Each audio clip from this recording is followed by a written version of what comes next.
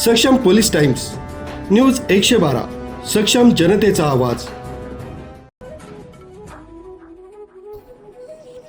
पालघर इथल्या ठाणे घोडबंदर रोडवर असलेल्या गायमुख घाटात आज नेहमीपेक्षा जास्त धुकं पडलं होतं। सकाळी 8:30च्या सुमारास रस्त्यावरील नेहमीची वर्दळ सुरू असताना धुक्यामुळे रस्ता नीट न दिसल्यानं अचानक 10 ते 12 वाहनं एकमेकांना धडकली। मोठा आवाज झाला, त्यामुळे लक्ष वेधलं गेलं। या अपघातात सुदैवानं जीवितहानी झाली नाही, पण या अपघातात वाहनाचं मोठ्या प्रमाणात नुकसान झालंय। अपघातात 6 ते 7 जण गंभीर जखमी झाले, त्यात काही महिलांचा देखील समावेश होता।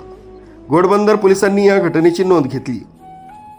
न्यूज ब्युरो, सक्षम पोलीस टाइम्स, न्यूज 112, पालघर।